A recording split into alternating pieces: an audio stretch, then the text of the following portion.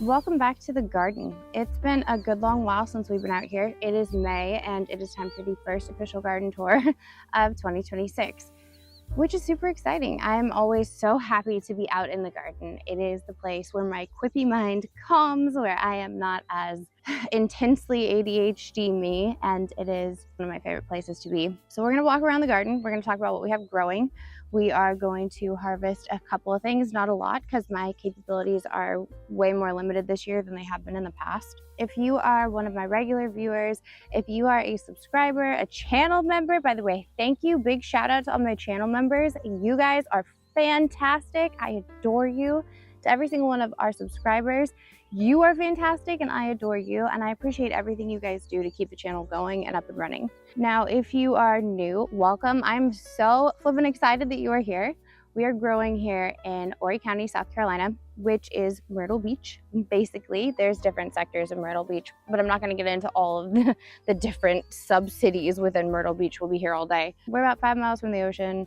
We have close to 4 acres, 3.5 to 4 acres. Garden was done in a completely different manner this year than I've ever done it, and I'm actually really enjoying it, to the point that if it ends up working out and being super successful, this is the way I will handle the garden where and henceforth. So on that note, we are going to check out our garden. You'll see what I'm talking about in a second.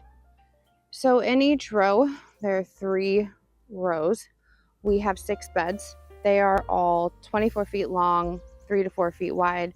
We are replacing these wooden beds bit by bit and subbing them all in with our stone beds. The only thing I'm really interested in harvesting today is lettuce. That's all I think we really have ready, minus the chamomile, which the kids can help with. There's a really awesome tool for the chamomile. Basically, I'm just going to walk through and show you everything that I can. One thing that I forgot to say that I wanted to bring up really quickly is, for my channel members, for my subscribers, for my tribe, my people, I have a question for you guys, a series of questions for you guys.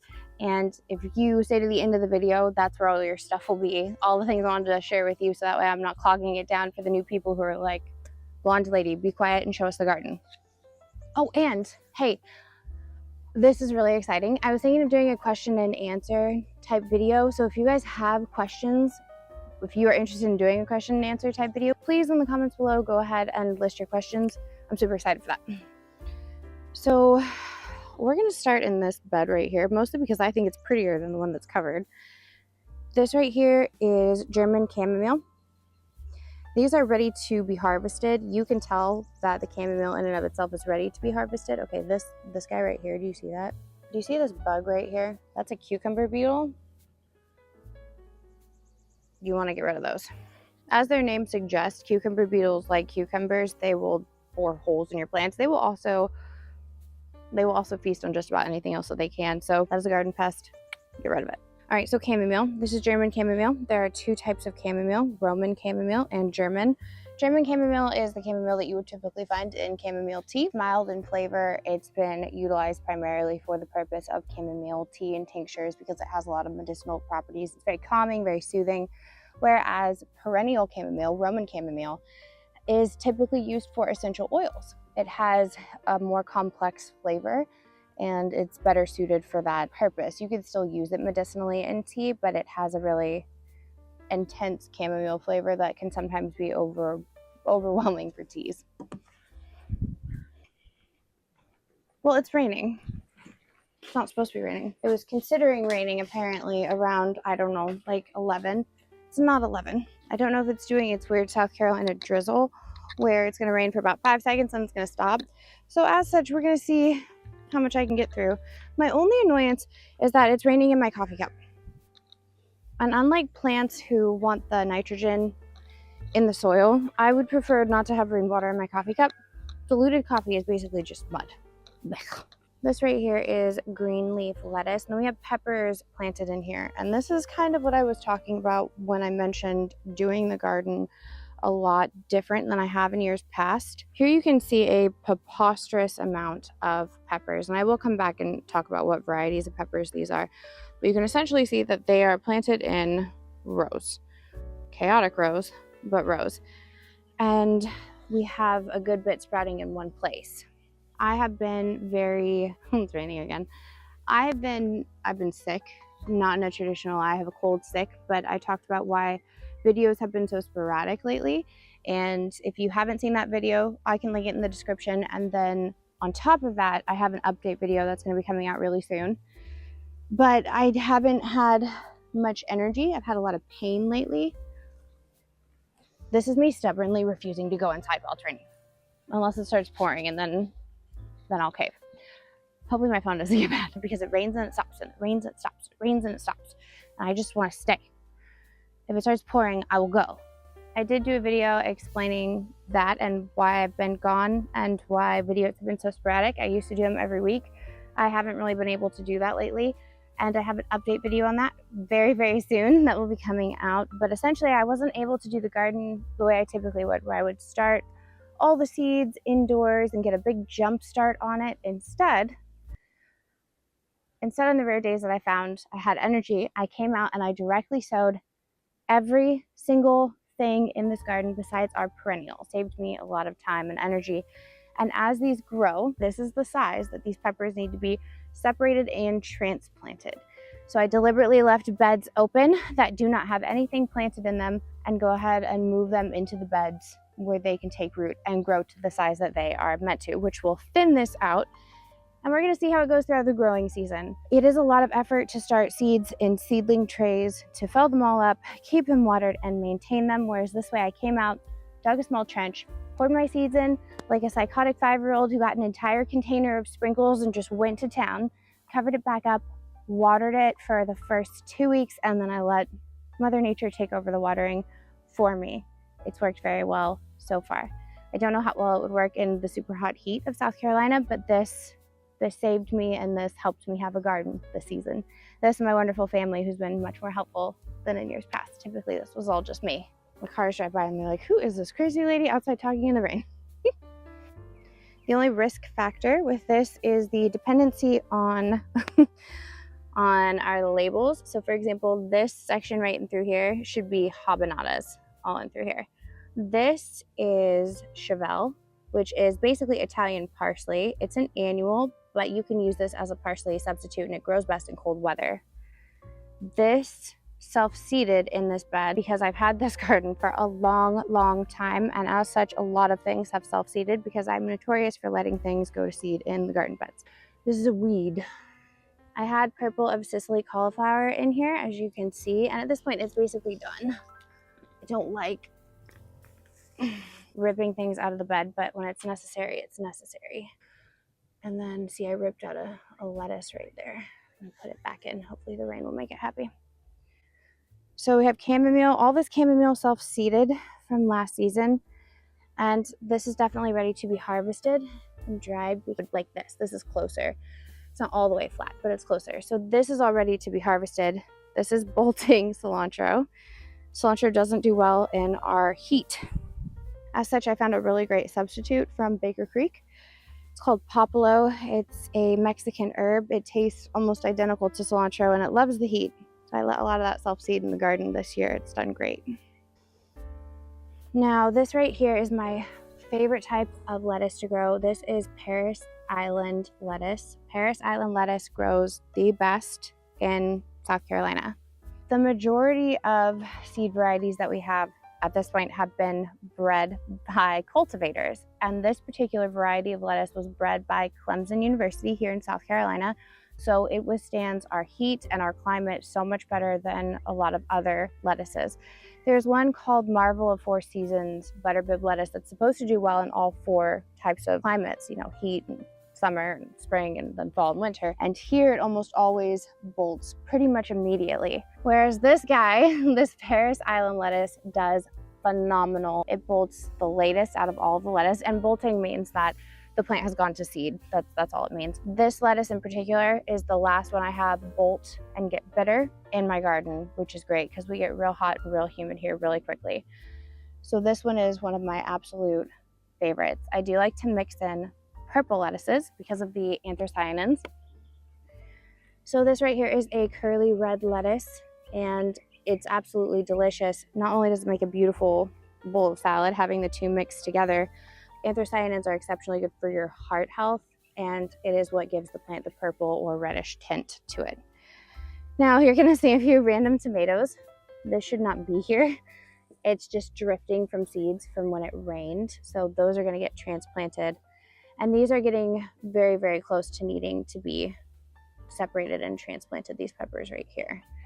Well, these are moringa peppers in this batch right here.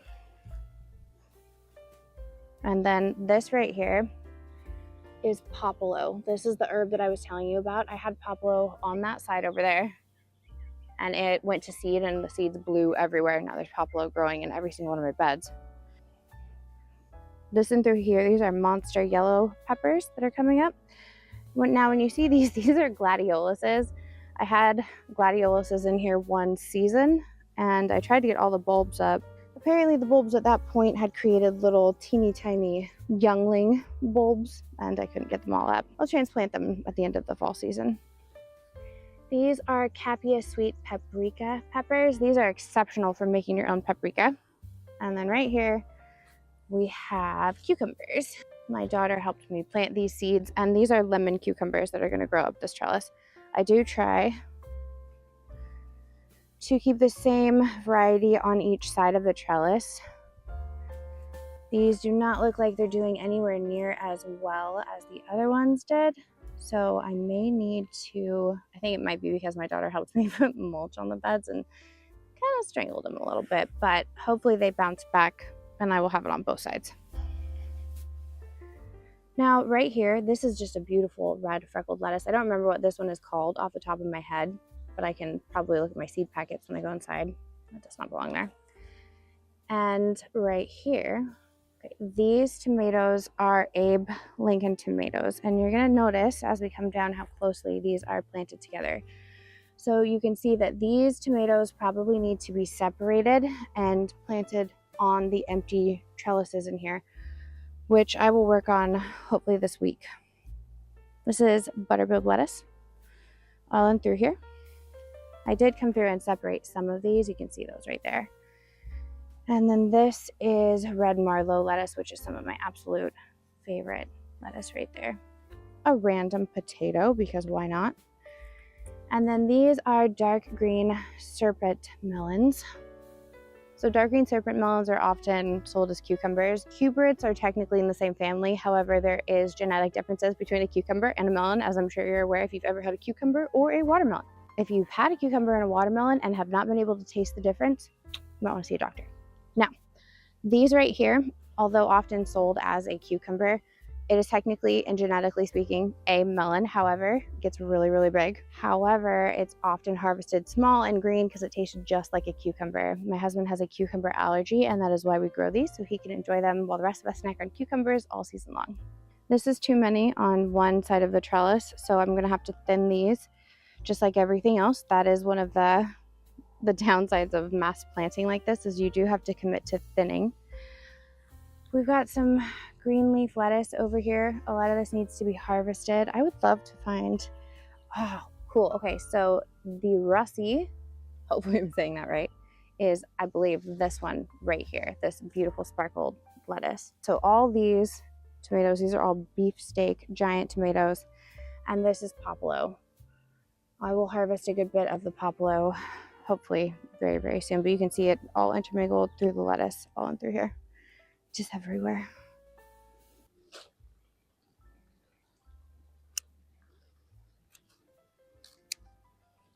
Popolo. Lettuce does, the farther out that you space your lettuce, typically the better and bigger it's going to grow. However, it is what it is.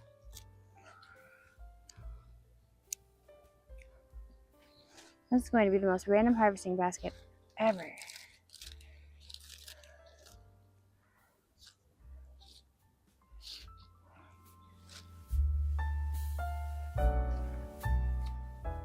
Now if we come around onto this side and this side, you can see this is a bed that I don't really have much going on with. This is one of the beds that I will put more separated pepper seeds. You can see my hair starting to get curly in the rain.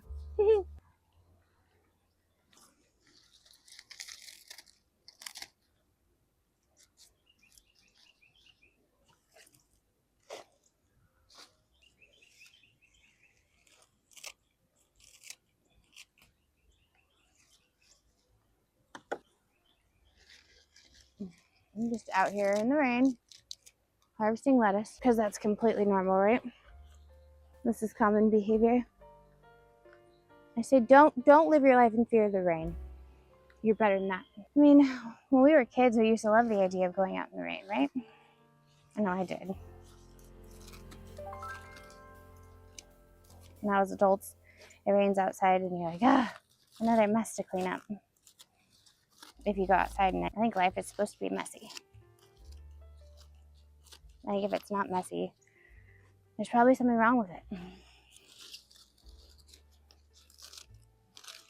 But the cucumbers on this side, you can see these are getting quite tall, which is exciting. These are Tokyo green cucumbers. Now, Tokyo greens are some of my absolute favorites. If any ant bites me, I swear I will bite you back. I've been bitten so many times by red ants already this season that I feel like I'm just on the warpath. Like, call me the ant murderer because I'm on a mission. Tokyo green cucumbers are one of my favorite varieties of cucumber because they don't get bitter. There are several varieties of cucumbers that are not supposed to get bitter, but cucumbers have a chemical reaction to excessive heat, and that will trigger the bitterness in the cucumbers. These ones and bait alpha cucumbers are 2 of 3 varieties that I have found that are never bitter in my hot, humid southern garden, and as such, they will always have a place here because nobody likes to be really excited to take a bite of a cucumber and then just have nothing but bitter nastiness. Pass.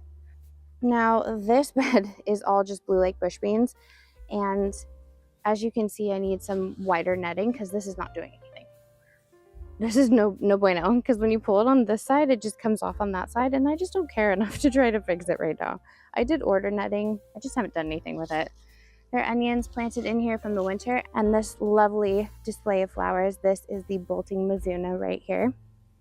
You should definitely be adding to your salads. However, it is bolting. That's what these flowers are right here. These are the seed pods that will grow and give us mizuna seeds for the future if I needed them. I don't. I have a lot. I wonder if these are bitter at this point. No, this is actually not too bad. There's a stink bug. We're going to get rid of that. Gross. There's a mild hint of bitterness, but it's not terrible. These right here are our blue lake bush beans. Hopefully these do well and they don't get ransacked by the bugs. That's why they've got netting on them, although I guess we'll see how well that works out. I mean, look at that down there. That's just a mess. It looks like a bad diaper. Now we want to talk about this netting. All right, these are Ashe County pimento peppers.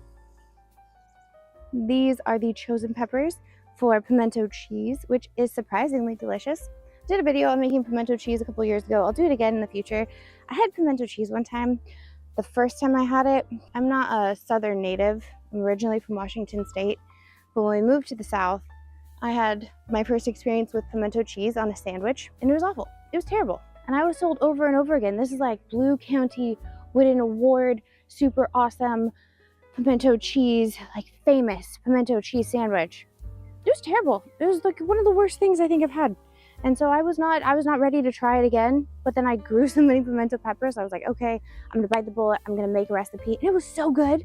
I don't know what that lady was doing, but she should stop lying to people immediately. Just very bad. Anyhow, this says Daikon radish. That's a lie. Okay, so we have our pimento cheese peppers right here, and then we have habanadas. Ooh, habanadas are great. They're basically a not hot habanero pepper, so they have this like fruitiness to them that you typically would only get in a hot pepper. So good. One of my favorite varieties. Love those. And then this next run through right here, these are Wonder Bells. Legia Sweets Cubanelle peppers. And see this right here, this is what I'm talking about. This I feel like is a good enough cluster that I would feel comfortable separating that, which maybe I'll try to do if it's going to rain. Then we have some giant elephant ear peppers, which are known for having this elephant ear humongousness to them. And then right here we have Spanish mammoth peppers, Spanish mammoth, and Venezuelan tiger peppers. These are my absolute favorites. I didn't want to plant anything in the garden this year that I didn't love.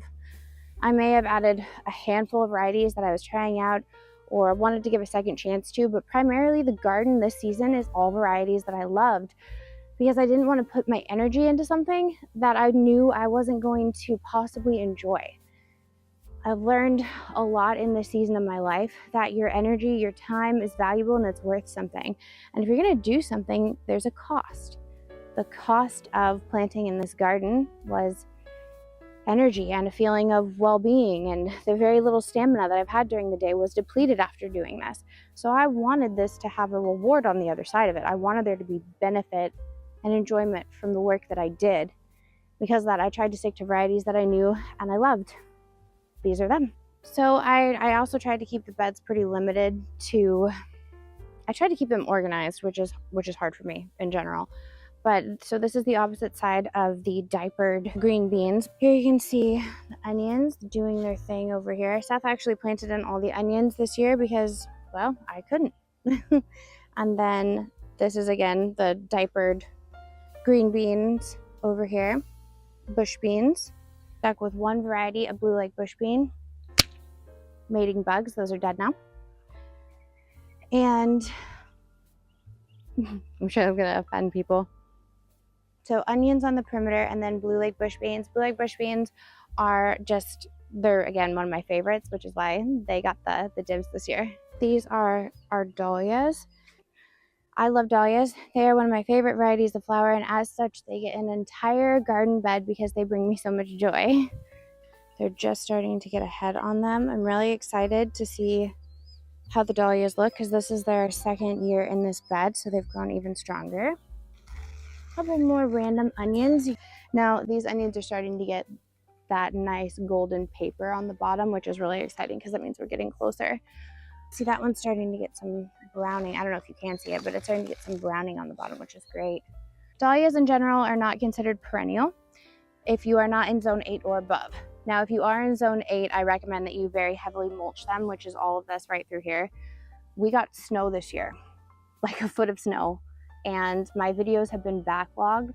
So even though I have things that are filmed, I haven't been able to edit as much as I would like.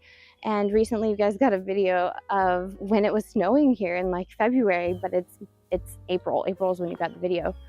So we're backlogged a good bit. But when I have surgery, I'm gonna be down for the count for about 6 to 8 weeks. I'm gonna have a ton of time to edit.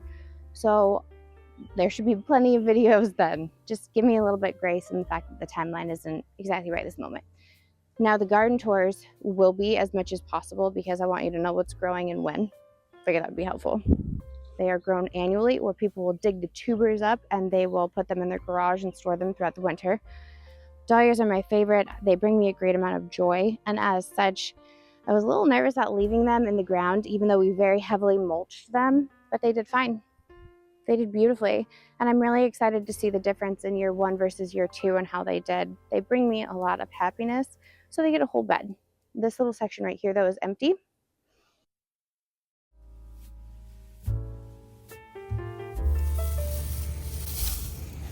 But yeah, it looks like this looks solid. Oh yeah, the ginger did really well this year.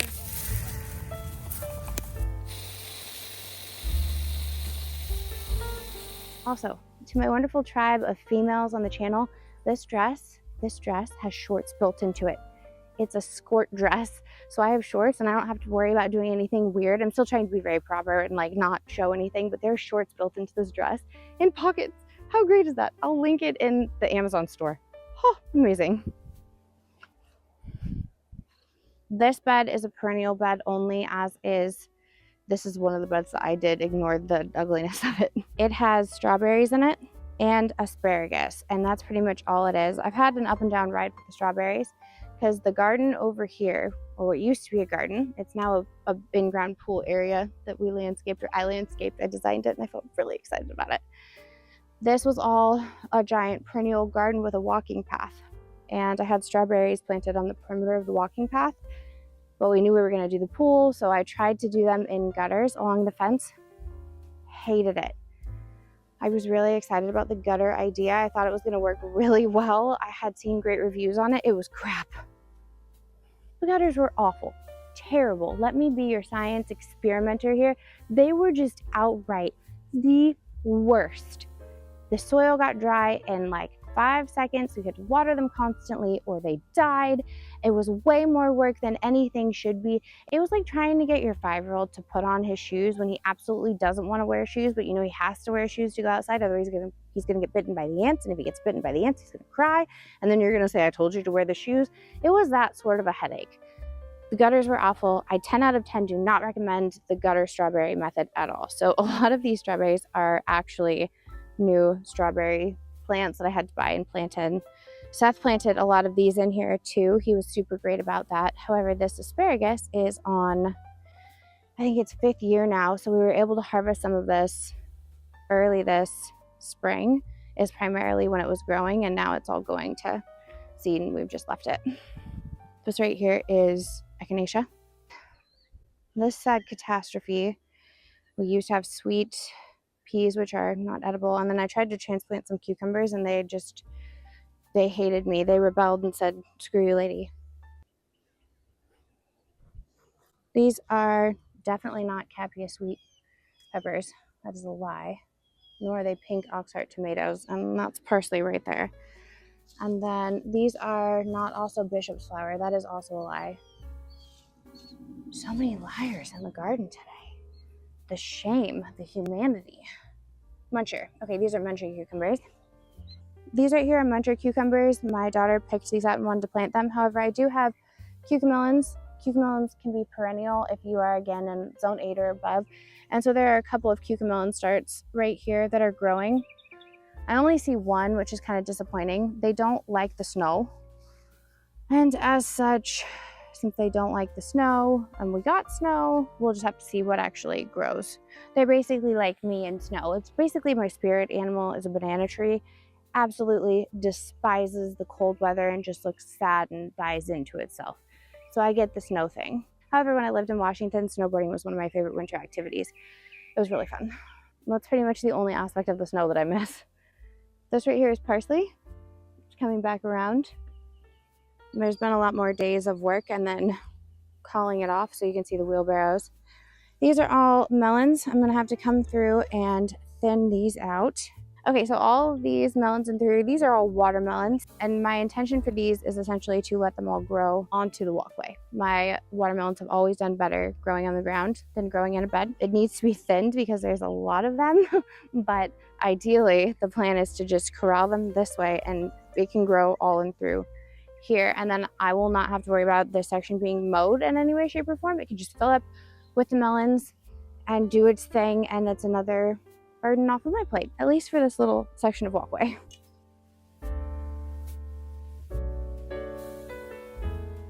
Now over on this side, I planted a ton of zinnias. I may put tomatoes on the other side of this.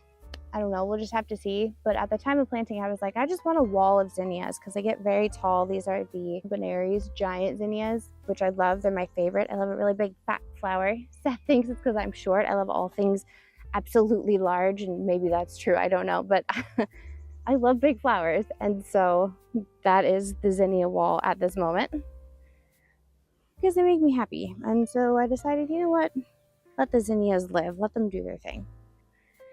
And then over on this bed right here, these are soybeans, and I do want to add a lot more soybeans to the garden, but I thought this was the end of my supply and that I had ran out.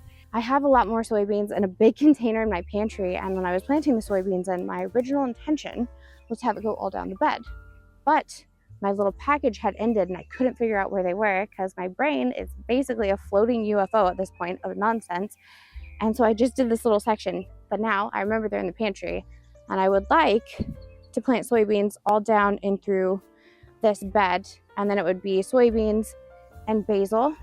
So this basil is Genovese sweet basil, all in through here. Genovese basil, it's my favorite for making pesto. I love basil, it's excellent. Basil tea is also really good for you and very medicinal. And then down on this side, there's Italian basil as well, and some anise. This is anise right here.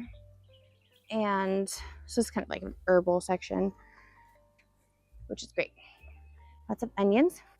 Over here you can see more of our onions growing. Look at that. They're just beautiful. Like you can see the size of my hand next to it. It's just gorgeous. These look really good. Look at that. I'm super jazzed on these onions because they're enormous. Like, this is my hand next to this onion and they're just flipping huge. So I'm super stoked.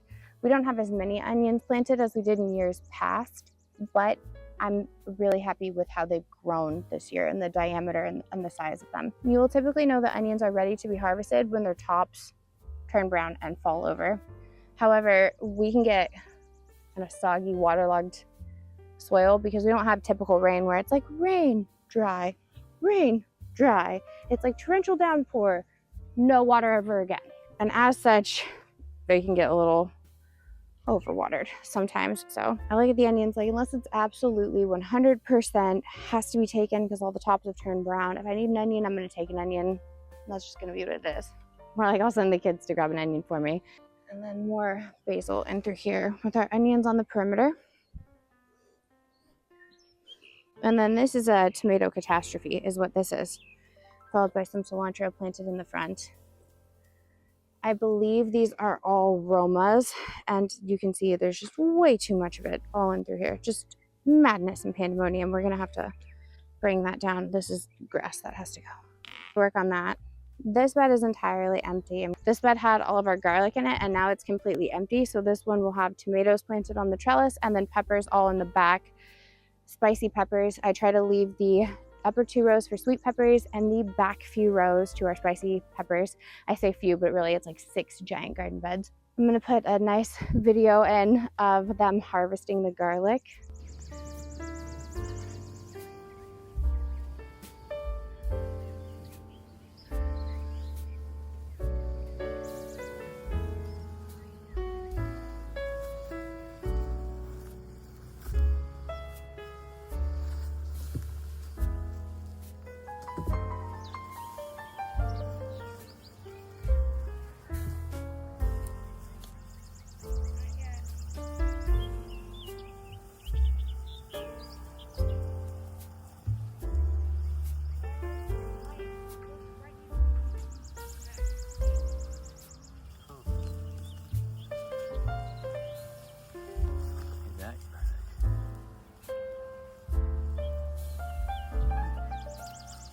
Size.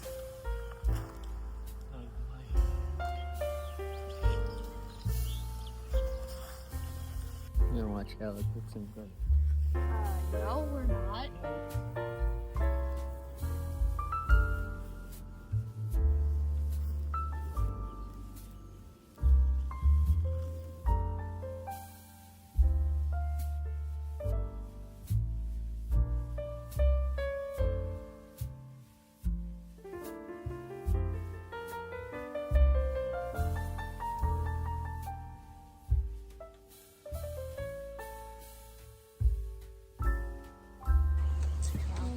Yeah.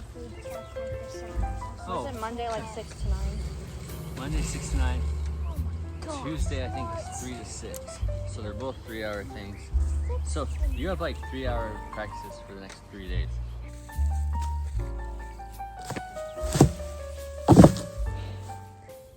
Seth grew the garlic this year, planted it. It was all him for many years now. The garden was just my thing, and he's really started to enjoy it more, and that's been really nice to see. I'm gonna put peppers in here, and then this bed is entirely empty but needs to be weeded severely, and my intention is to put tomatoes and peppers in this one also, which would make sense. If you have been with the channel for quite some time, you know we used to be called Shepherding Peppers Farm, not because we only grew peppers, which a lot of people thought we did.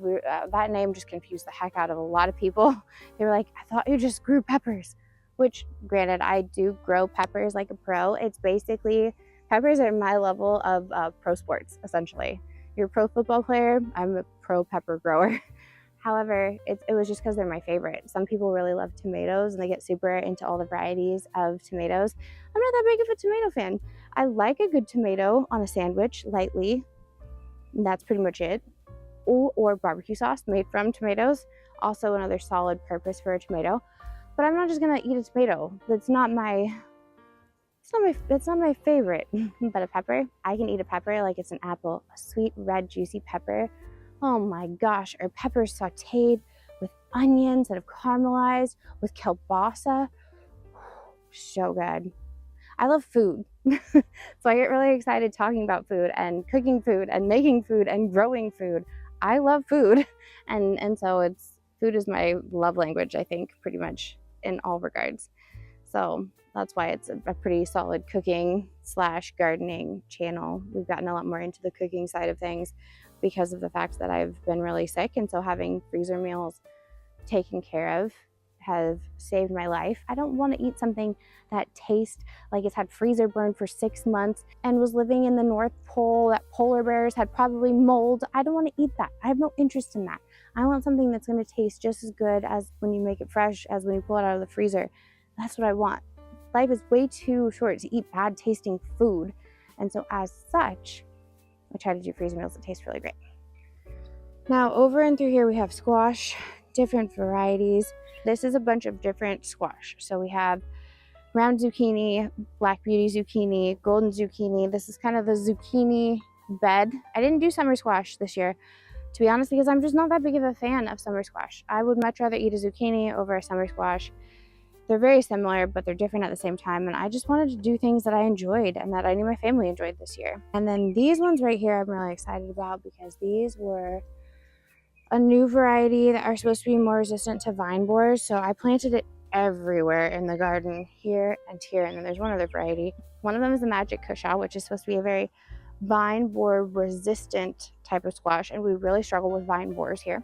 I would say that they're the worst, but they're not. We also get really bad squash bugs.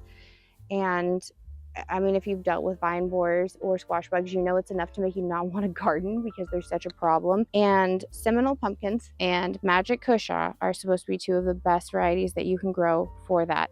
So if that turns out to be true, I'm going to do a happy cha-cha dance. Like I'm in the music video for that song that's like da da da da da da da tequila. That's my happy dance.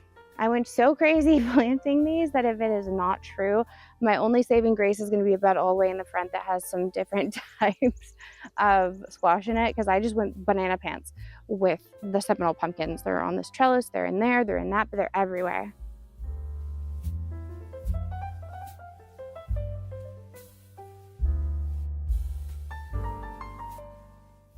Another row of tomatoes. Pretty much all of my flat panels have tomatoes because I like to grow enough that we can make sauce and salsa and can it for the year.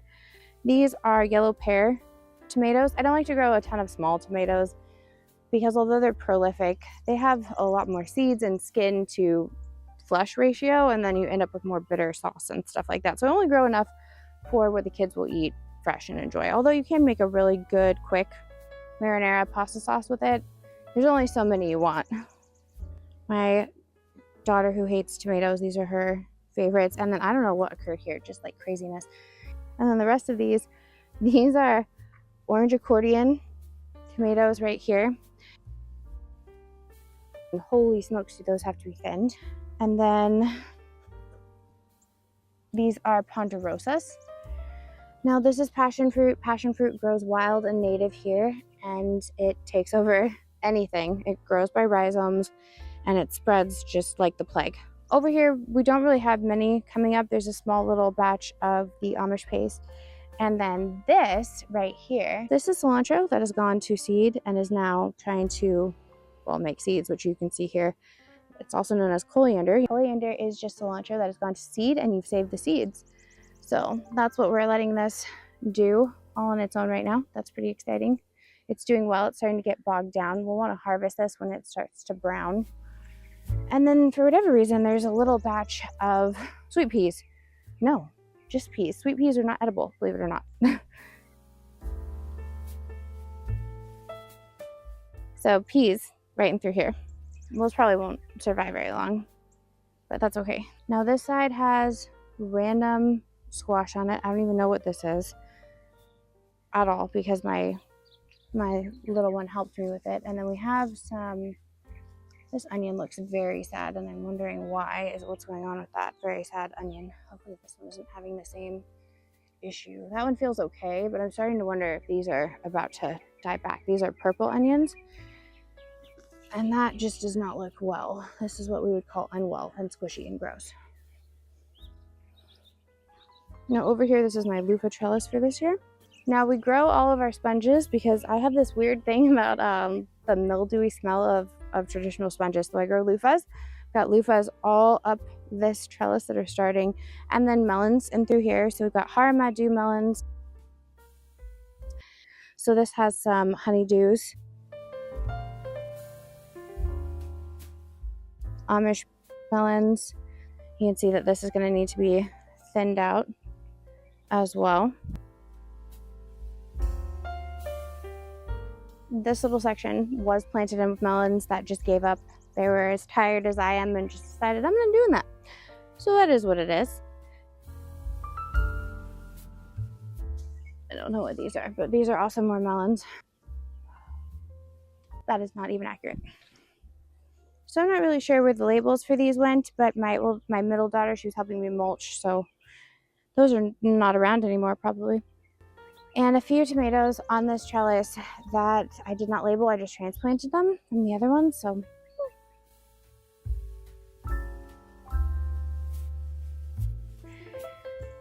these were all transplants. And I just kind of plugged them in from where I was harvesting and was like, may the odds ever be in your favor. Now over here, more cucumbers, more of the Seminole pumpkins. Now when I said I went a little crazy with, I don't want any of these seeds blowing in the bed, with the Seminole pumpkins, this is what I meant. I really hope they pan out, because if they don't, I planted like 2 beds worth of Seminole pumpkins. They're everywhere. This whole bed is basically Seminole pumpkins. There's so much you can do with pumpkins. I know some people are like, what do you do with a pumpkin besides make pumpkin pie? And that is a good question. Do you really need to make anything other than pumpkin pie? Pumpkin pie is the perfect breakfast food. It has eggs, it has butter, it has pumpkins, which is a vegetable.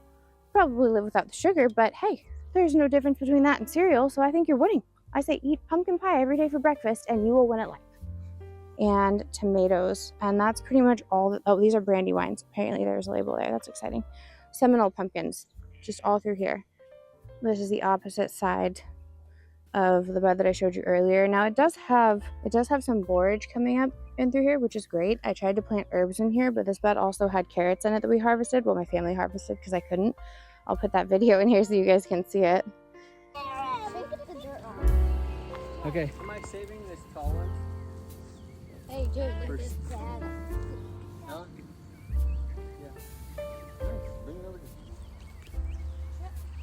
Wow, look how big that carrot is. Oh, look at this tiny baby carrot, Dad.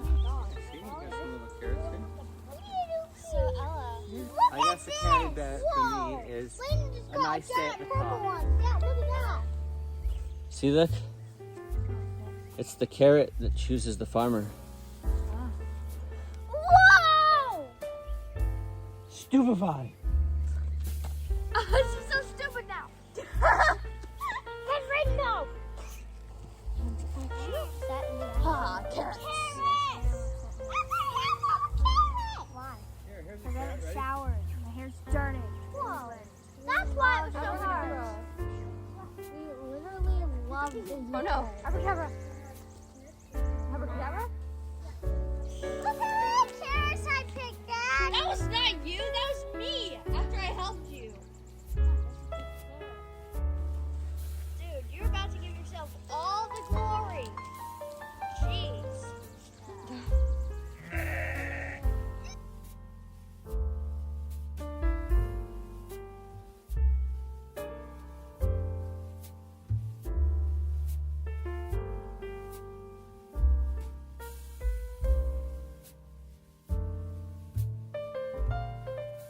That's what it was, and now is not.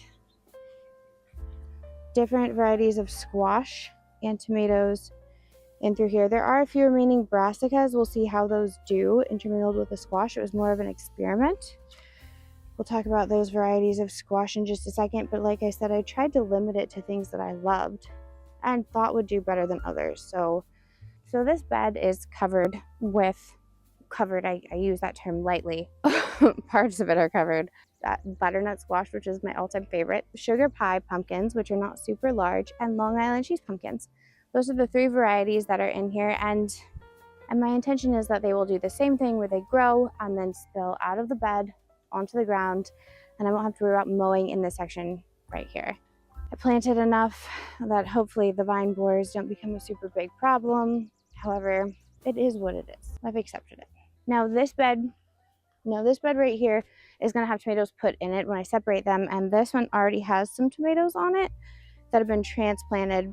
This bed has my seeds starting for my spicy peppers. So for example, poblanos, and you can see there's like 2 that germinated. And then granada peppers, no label, which is completely unhelpful. So until it grows, I won't know what that is. Tills. We have some ground cherries, which self-seed here. So those have definitely started. It's just trying to grow in between my peppers. Hungarian hot wax. Don't know because I don't see a label. Sugar rush peach peppers, which my kids helped me mulch, and hopefully we actually get some. Okay, good. There's more here. Sugar rush peach peppers. And then we have a good bit of cayennes in through here. We have our Megatron jalapenos. This is all rudbeckias in through here, just self-seeded, which whatever. If they survive my oldest daughter mowing, then they can grow there. If they don't, then, well, it is what it is. This is random squash because this bed is completely overgrown with grass. This bed is completely falling apart, and so I wasn't originally planning to put anything in this bed, but I figured I would transplant some squash in, and if it survived and did okay, it could try to choke out the grass. I'm not that worried about it because all the soil needs to be tilled because the grass is just so prolific in here. It grows through the underground rhizomes, and this is the devil's grass, which makes sense because this is also the devil's anthill. Awful.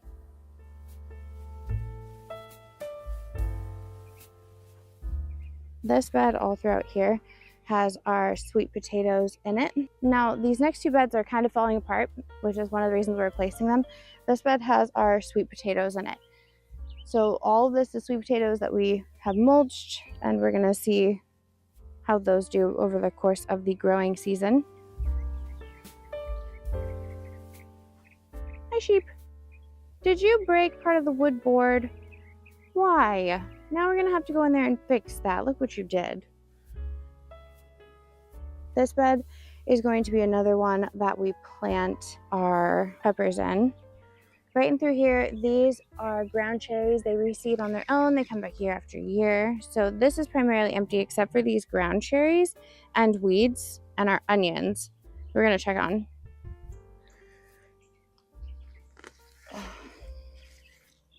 Yeah, they're trying to get squishy, and I don't appreciate that at all. That's completely uncool.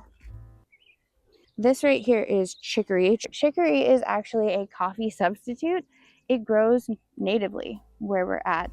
It's very pretty. It looks a lot like a dandelion to the point where when I first saw it, I was like, wait, what? This is chicory, and it's the roots that are harvested to make that coffee alternative. I like a prettier dandelion, which, by the way, dandelions also very medicinal. Yeah, they're definitely about ready. Like, look at that one. Okay, cool. That's exciting. Now, if you've made it to the end of this video, hello, I adore you. I would love some feedback from you guys. One, I've been really enjoying messing with the editing. It keeps my hands busy while I sit there, you know, with my heating pad and my water bottle. It helps keep me entertained. However, I don't ever want to go like overboard with the editing and it turn into too much. Or I did a video recently, and it was so much fun to do because I added a ton of different graphics and memes and moments from our family in there. But I would love your feedback on if you enjoyed that video as much as I enjoyed making it. Like, I had a lot of fun making that video, and my kids watched it and they were like, this is the best video you've ever done, Mom, I love this. But I didn't get as many views on that video as I did on others. So I was genuinely curious on if that video was something that you guys enjoyed or not, because I make the videos for you guys. And although, yes, it's fun for me to make them and enjoy them, I want you guys to primarily be the driving force behind that. So something is eating the roots of my onions. Look at that. It's super rude. So basically, I would love some feedback on if you enjoy that video as much as I did. Maybe you didn't see the video. I don't know. I would just really like some feedback on that. And I know everybody enjoys the gardening videos, and I enjoy making the gardening videos. Do videos when I can, and I've done a lot of freezer meal and prepping type videos, and there's going to be more because I'm going to be having surgery and down for the count. Like, I'm having multi-organ removal surgery. That's the most dramatic way I can possibly say that. And so because of that, things are just a little bit wonky right now. Things are a little bit different. And who knows, sometimes I think we fight things that are different, but they end up being really good. I would love some feedback from you guys on what you think of the editing and how it's changed and adjusted. And I mean, it went from mild adjustments to medium adjustments to that video, which was like maximum adjustments. So I would just really love some feedback from you guys on that. I'd also love some feedback. Waiting for the airplane. Insert elevator music here.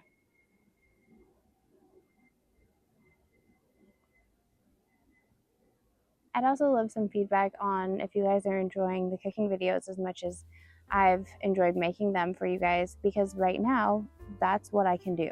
Like, I am making a lot of freezer meals because by the end of the day, the little bit of energy that I wake up with in the morning, that's all I got. And once it's gone, it's gone. And the thought of making dinner literally feels like torture. And the thought of eating really not tasting great food also sounds like torture. So I want things that I'm gonna enjoy that don't require a lot of work from me. And so that's really been my focus lately. On the days that I feel good, it's been making sure I have things prepared ahead of time to make our lives easier. And as such, that's kind of been what's been going on, and that's been what I've been sharing. And I would just also like to hear your feedback on that too. So if you guys could leave me some comments and let me know your thoughts, I would really greatly appreciate it. And I just want to say thank you again for being the awesome, amazing people that you are who have been with this channel since it's been going. I appreciate and adore each and every one of you who are here, who have subscribed, who are the members, who keep the channel going. Thank you guys. If you want to continue the garden tours, you can go ahead and click here, and it'll take you right to the first one from last year. I'll see you in the next video. Bye, y'all.